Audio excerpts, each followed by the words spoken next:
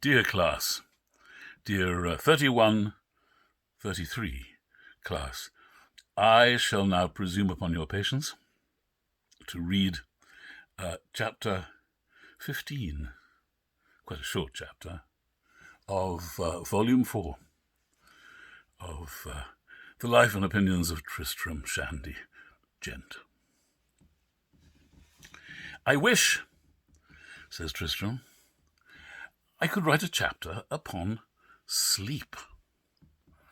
A fitter occasion could never have presented itself than what this moment offers, when all the curtains of the family are drawn, the candles put out, and no creature's eyes are open but a single one, for the other has been shut these 20 years of my mother's nurse. It is a fine subject, and yet as fine as it is, I would undertake to write a dozen chapters upon buttonholes, both quicker and with more fame than a single chapter upon this. Buttonholes. There's something lively in the very idea of 'em, and trust me, when I get amongst 'em, you gentry with great beards, look as grave as you will, I'll make merry work with my buttonholes. I'll have 'em all to myself. 'Tis a maiden subject. I shall run foul of no man's wisdom or fine sayings in it. But for sleep, I know I shall make nothing of it before I begin. I am no dab at your fine sayings in the first place, and in the next, I cannot for my soul set a grave face on a bad matter, and tell the world 'tis the refuge of the unfortunate, the enfranchisement of the prisoner, the downy lap of the hopeless, the weary and the broken-hearted. Nor could I set out with a lie in my mouth by affirming that of all the soft and delicious functions of our nature, by which the great author of it, author with a capital A, in his bounty has been pleased to recompense the sufferings wherewith his justice and his good pleasure has wearied us, that this is the chiefest. Oh, I know pleasure's worth 10 of it.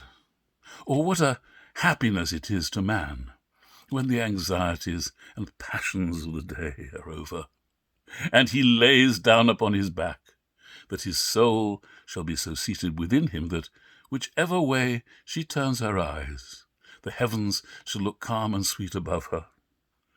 No desire, or fear, or doubt that troubles the air, nor any difficulty past, present, or to come, that the imagination may not pass over without offence, in that sweet cessation, the cessation like living apart. God's blessing, said Sancho Panza, be upon the man who first invented this selfsame thing called sleep. It covers a man all over, like a cloak. Now, I hope you know who Sancho Panza was. It's one of the questions in the quiz, so I shall be mum on the subject.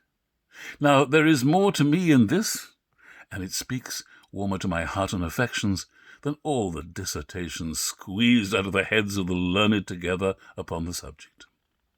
Not that I altogether disapprove of what Montaigne advances upon it. It is admirable in its way.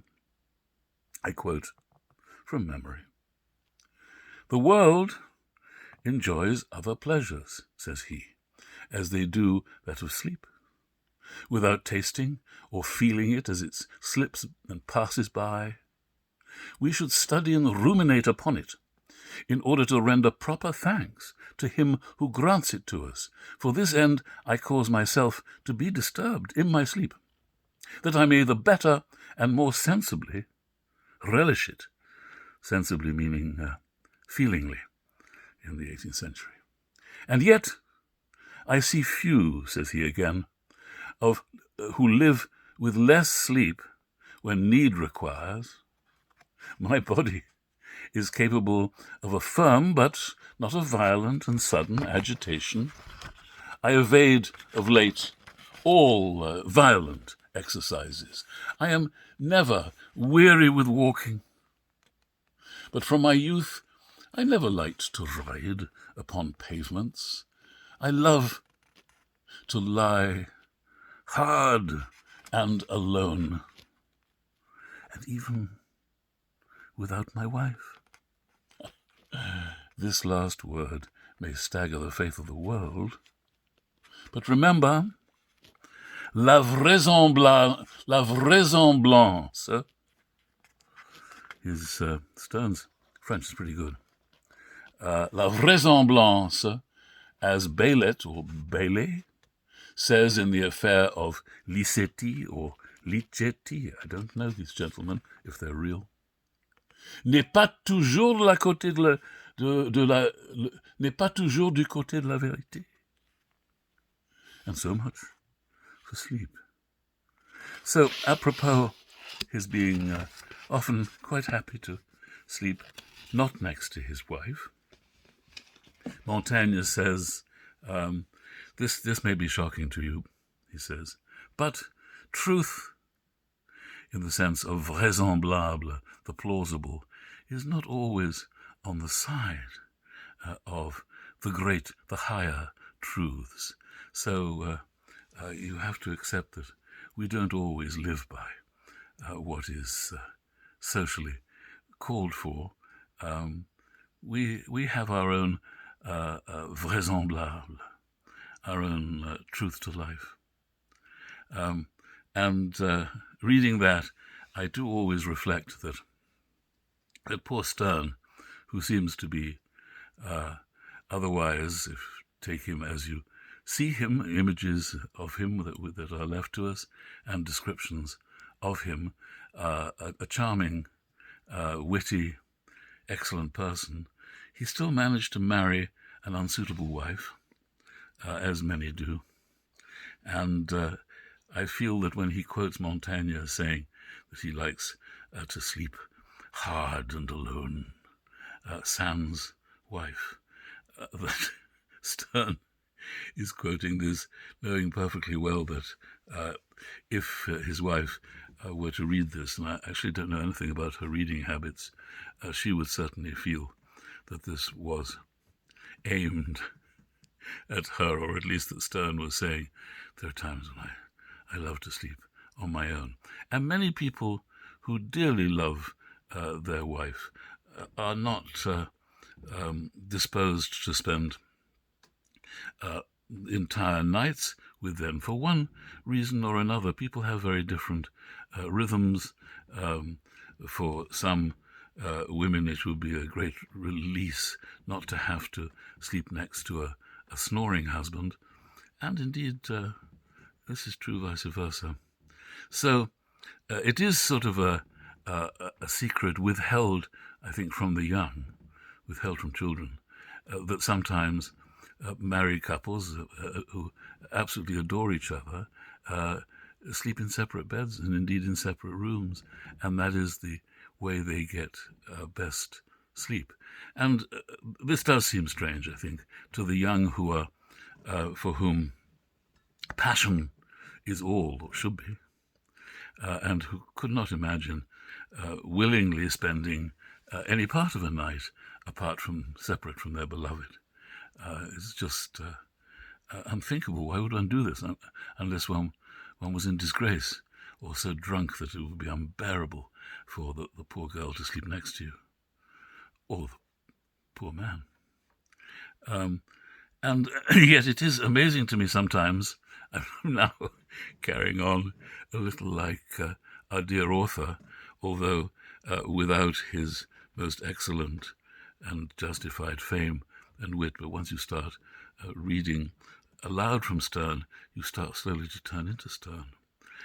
I was going to say that there are people who sleep together who have a habit, a sleeping habit, which it's almost impossible to imagine the other partner in the marriage being able to stand. I have a dearly beloved brother-in-law. I have a number of brothers-in-law because my wife comes from a large Irish family, which affords me brothers and sisters-in-law in great number. I have a much-loved brother-in-law with whom I set out each of us on a Harley-Davidson, I on my own Harley, which I had for many years, and Joe, my brother-in-law, I've named him now, God bless him. I like the opportunity that I can thank him. I can never thank him enough for his sweetness and kindness. He set out on a Harley-Davidson, which I bought for him, or he bought it, but I did the purchasing, and when he finished the ride that we shared, he sold it back to the Harley-Davidson company. And we set out, the two of us, in the spring. We had 7 weeks that we'd set aside to ride on 2 wheels, each of us on our own 2, around the entire country, around the whole of America, heading down to the south and across to the west, out to the ocean, and up north all the way to the Canadian border, and back down. A wonderful ride through Montana and Nebraska, and eventually back home again, 10,000 miles. And one of the challenges of that glorious ride, sometimes exhausting for a person in his 70s, and my dear brother-in-law was very patient with me. In fact, a wonderful man, he would, when we stopped for the night and opened our tent, we each had one little tent. He helped me with mine, and he blew up my air mattress. I'm sorry, in telling you this story, I am conscious of how very far I am from Tristram Shandy. Nonetheless, the point of it is about to arrive. That my dear brother-in-law, who was 20 years younger than I am, and was as kind to me as any son could ever have been, I had to ask him to plant his tent at least 50 yards away. In fact, even that was not ideal, about 100 yards would be about right, because he snored like a bellows, like a steam engine, like a foghorn. It was an incredible noise, magnificent that a human being can make that noise. I was put in mind of it last night when a great snowy owl that lives in our woods and comes swooping through from time to time, perhaps threatening the life of my beloved chipmunks that come and eat from my hand every morning. This glorious owl makes a noise that would terrify you. It's a noise, could easily be a steam engine coming through. Whoop, whoop, whoop. Extraordinary sound. You think, what's that? Is it a coyote? No, it's a snowy owl. But no snowy owl can outdo the snoring of my beloved brother-in-law. And I had to beg him, apologizing humbly, to sleep very, very far away. But here's my point. His darling wife sleeps next to him every night. So here is a panegyric upon sleep.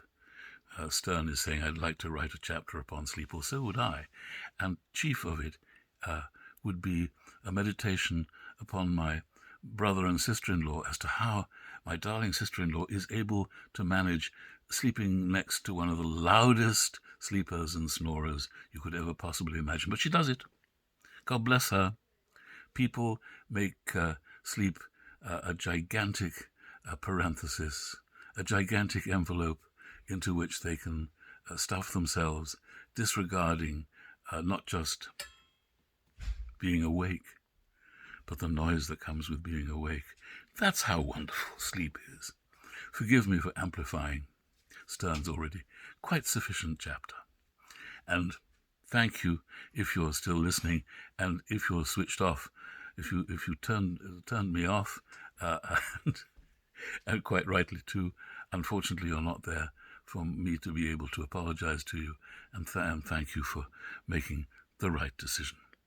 I hope you will continue to enjoy being in the hands of a truly great raconteur whose wonderful digressions are the glory of the novel.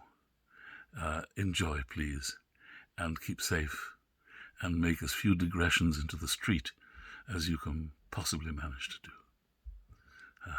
Best fond regards to you all.